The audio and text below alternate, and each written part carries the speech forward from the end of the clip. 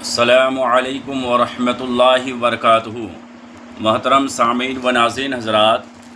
آج ہمیں دنیا کی گرمی ہم سے برداشت نہیں ہوتی ہے کہ جب دھوپ آتا ہے، مئی، جون یا اپریل کا مہینہ ہوتا ہے تو انسان گرمی سے بے چین اور بے قرار ہو جاتا ہے۔ تو گرمی سے بچنے کے لیے اپنے استطاعت کے حساب سے کوئی فین کا انتظام کرتا ہے، تو کوئی کولر کا انتظام کرتا ہے، اگر زیادہ پیسہ ہے جس کے پاس تو وہ اے سی کا انتظام کرتا ہے۔ تو کیوں کرتا ہے؟ اسی لیے کہ یہ دنیا کی جو گرمی ہے، اپریل مئی جون کی گرمی جو ہے وہ برداشت نہیں ہوتی۔ انسان جو ہے ایسے ہی سو نہیں سکتا گرمی کے بارے میں۔ تو جب دنیا کی گرمی برداشت نہیں ہوتی ہے ہمیں، تو جہنم کی آگ کو ہمارا جسم کیسے برداشت کرے گا، یا پھر قیامت کی گرمی کو کیسے برداشت کریں گے ہم؟ تو چنانچہ کتابوں میں آیا ہے کہ آج جو یہ سورج یہ الٹے رخ پر ہے اور زمین سے ہزاروں میل دور پر ہے، اور زمین میں آج قوت جاذبہ ہے، یعنی گرمی جو ہوتی ہے تو زمین جو ہے اس گرمی کو اپنے اندر جذب کر لیتی ہے۔ لیکن کل قیامت کے دن سورج وہ سیدھے رخ پر ہوگا بالکل، اور وہ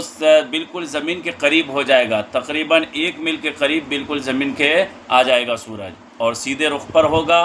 زمین سے بالکل قریب ہوگا، اور زمین کل قیامت کے دن جو ہے وہ تانبے کی ہو جائے گی۔ تو وہ گرمی جو ہوگی تو وہ زمین اپنے اندر جذب نہیں کرے گی، کیونکہ زمین وہ تانبے کی ہو گئی، تو وہ زمین اب وہ گرمی کو اوپر سے اگلے گی۔ تو اب بتائیے کہ اس وقت عالم کیا ہوگا، اس وقت کیا سچویشن ہوگی لوگوں کی، کہ بالکل سورج سیدھے رخ پر ہے، زمین تانبے کی ہو گئی، اور پھر سورج بالکل زمین کے بالکل قریب ہو گیا۔ تو اس وقت گرمی کے عالم کیا ہوگا، اور کیسے انسان کا جسم جو ہے اس گرمی کو برداشت کرے گا؟ تو چنانچہ یہی وجہ ہے کہ اعمال کے حساب سے کسی جس کا اعمال تھوڑا برا ہے تو وہ لہٰذا اس کا پسینہ ٹخنے تک، اور جس کا عمل اس سے اور زیادہ جو ہے برا ہے تو پھر اس کا پسینہ جو ہے گھٹنے تک، جس کا اور اس سے برا ہے تو پھر وہ کمر تک اس کا پسینہ، کسی کا اور اس سے زیادہ برا ہے تو اس کا پسینہ جو ہے بالکل گلے تک، جس کا بالکل ہی وہ گناہوں میں ملوث رہا، گناہوں میں زندگی گزارتا رہا، کوئی نیک کام نہیں، کوئی اچھے کام نہیں، تو وہ پسینے میں بالکل ڈوب رہا ہوگا، تیر رہا ہوگا۔ تو اب بتائیے کہ وہ بھاگنا بھی چاہے گا تو بھاگ نہیں پائے گا، جدھر جدھر جائے گا وہ پسینہ جو ہے ساتھ میں جائے گا، اور وہ پسینہ اتنا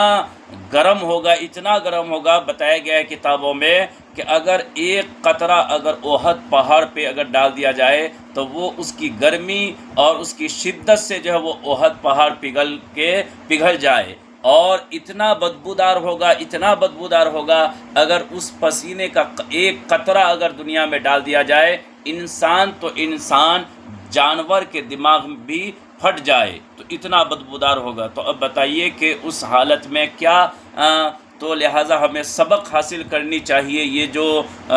جو اپریل اور مئی اور جون کی گرمی ہے، تو اس سے ہمیں سبق حاصل کرنی چاہیے کہ جب اس کی گرمی ہم برداشت نہیں کر پا رہے ہیں تو کل قیامت کی گرمی کو کیسے برداشت کریں گے، اور جہنم کی آگ کو ہمارا جسم جو ہے کیسے جو ہے برداشت کر پائے گا، چونکہ جہنم کی آگ کو چنانچہ 70 مرتبہ دھو کر اس دنیا میں بھیجا گیا ہے۔ تو اس دنیا کی آگ میں ہم 1 منٹ اپنی انگلی کو رکھے، اپنے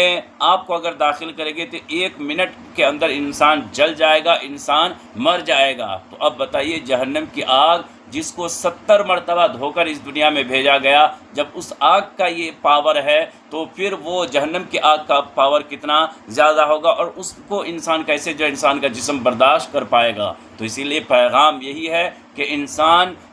وہ کام ہی نہ کرے جس کی وجہ سے جہنم کی آگ میں جلنا پڑے۔ تو انسان چاہیے کہ نمازیں پڑھے، ماہ رمضان کا روزہ رکھے، اگر اللہ نے دولت دی ہے تو زکوٰۃ دے، اور زیادہ مزید دولت ہے تو حج کرے، اور پھر پلس اپنے آپ کو گناہوں سے بھی بچائے۔ نیکیاں بھی ایک طرف کرنی ہے اور پلس اپنے آپ کو گناہوں سے بھی دور رکھنی ضروری ہے۔ چنانچہ اب دیکھیں کہ لیکن قیامت کے دن تو یہ گرمی کا عالم ہوگا کہ سورج بالکل سیدھے رخ پر ہوگا، زمین تانبے کی ہوگی، اور تقریباً 1 میل کے زمین سے بالکل قریب آ جائے گا سورج، تو اس وقت تو بہت سارے لوگ جو ہے اپنے گناہوں جیسا گناہ ہوگا اسی حساب سے پریشان ہوں گے، لیکن ساتھ خوش نصیب ایسے بھی ہوں گے کہ جن کو اللہ تعالیٰ عرش کا سایہ نصیب کرے گا، اور جو عرش کے سائے میں ہوں گے نہ تو ان کو گرمی لگے گی اور نہ ان کو پسینہ آئے گا، بالکل وہ آرام سے رہیں گے۔ تو وہ 7 خوش نصیب جو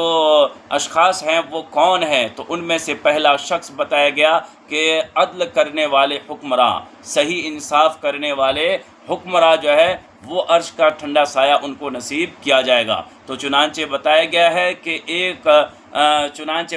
کہ یہ دنیا جو قائم ہے، ابھی یہ دنیا جو ٹکی ہوئی ہے تو 4 چیزوں کی وجہ سے، ایک عدل کرنے والے حکمراں کی وجہ سے، دوسرے عالموں کے علم کی وجہ سے، تیسرا جو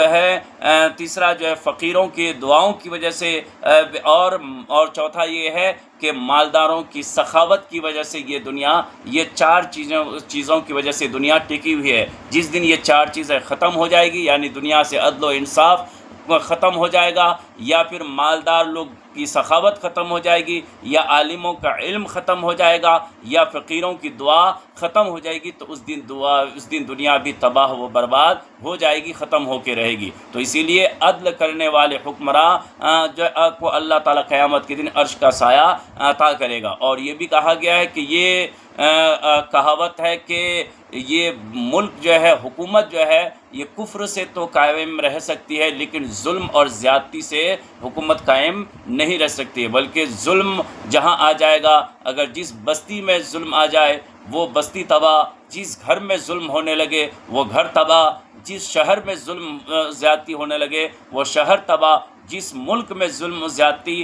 کرنے لگے لوگ تو پھر وہ ملک تباہ۔ تو اسی لیے ظلم زیادتی یہ بہت بری چیز ہے، تو اس لیے اس سے جو ہے باز آنی چاہیے۔ تو کل قیامت کے دن جو عرش کا ٹھنڈا سایہ 7 خوش نصیبوں کو عطا کیا جائے گا، ان میں سے پہلا شخص وہ ہے جو انصاف کرنے والے حکمراں ہوں گے، ان کو اللہ تعالیٰ قیامت کے دن عرش کا ٹھنڈا سایہ نصیب کرے گا۔ تو اسی لیے پیغام یہی ہے کہ ہم نیکیاں کریں، برائیوں سے بچیں۔ تو انشاءاللہ مزید ویڈیو میں پھر آپ کو بتایا جائے گا کہ وہ اور دوسرے کون لوگ ہیں جن کو اللہ تعالیٰ قیامت کے دن عرش کا ٹھنڈا سایہ نصیب کرے گا۔ تو یہ پہلا شخص میں نے بتا دیا کہ عدل کرنے والے حکمراں جو صحیح انصاف کرنے والے لوگ ہیں، تو ان کو کل قیامت کے دن عرش کا ٹھنڈا سایہ نصیب کرے گا۔ السلام علیکم ورحمۃ اللہ۔